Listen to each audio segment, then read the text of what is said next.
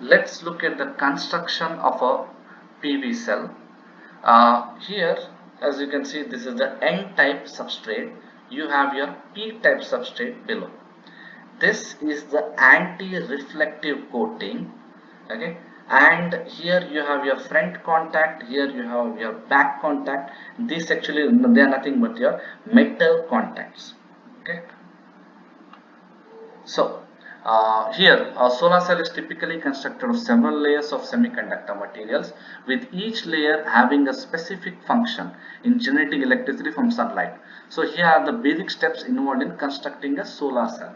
So first one is exactly substrate. The substrate is the base layer on which the solar cell is built. It is typically made of a material such as glass or a polymer. So this is the N-type substrate and P-type substrate. You have actually a glass or polymer that is kept. Okay, so on that the solar cell is built.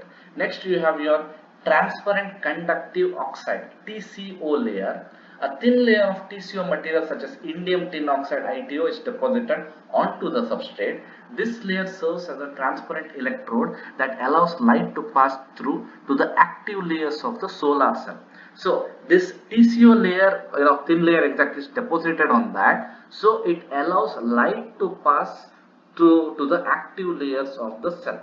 So on this P and N type substrate, this TCO layer is applied.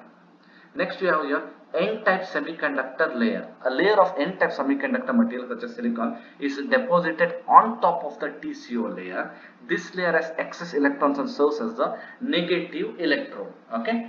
Similarly, you have P-type semiconductor layer. A layer of P-type semiconductor material such as silicon is deposited on top of the N-type layer. This layer has fewer electrons and serves as the positive electrode. So here you can see you have your substrate. On the substrate you have your TCO layer. On this particular TCO layer we have your N and P type semiconductor layer. Now both are actually silicon, but in one particular N type layer more electrons are there, hence it becomes the negative electrode, and in the P type fewer electrons are there, hence it becomes a positive electrode.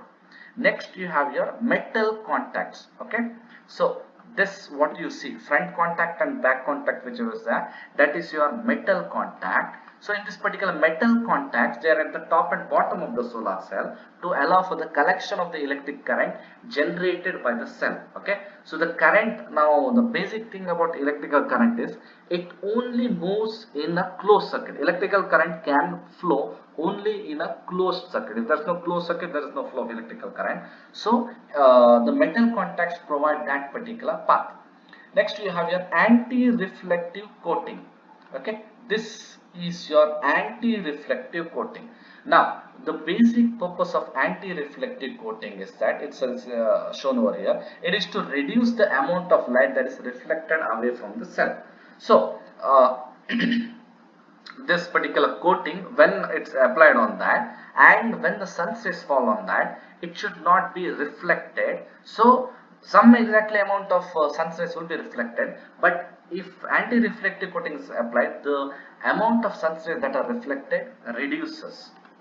So the working basic principle, as you can see over here, the photons, they strike the surface of the solar cell and knock electrons off atoms within the material.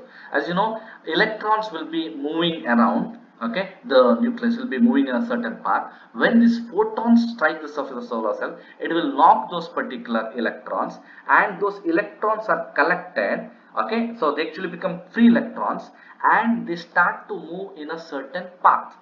When they start to move in a certain path at a certain speed, it creates electrical current. Okay, now when, as you can see, when the p-n junction is exposed to light, the photons are absorbed by the semiconductor material and the electrons in the valence band of the semiconductor gain energy to jump to the conduction band, creating a flow of electrical current. So the photons exactly will be providing that particular energy to move the electrons from the valence band to the conduction band, in and hence creating a flow of electrical current. Okay, now you can see a small solar cell will be producing very less amount of electricity. But when you're combining multiple solar cell, you can form a solar panel, okay, and that solar panel can create enough electricity to power a solar lamp or a solar fan. It can be used for that. And if you are connecting what do you call a large amount of solar panels in an array, that can also be used to power a house, okay. Whatever powerhouse, in the sense a house has different electrical equipments. Those electrical equipments can also be run by this array of solar panels, okay. So this is nothing but the working, okay. So basically the working is the conversion of light energy into electrical energy through the photoelectric effect, okay. This, and you'll be using your semiconductor with the PN junction.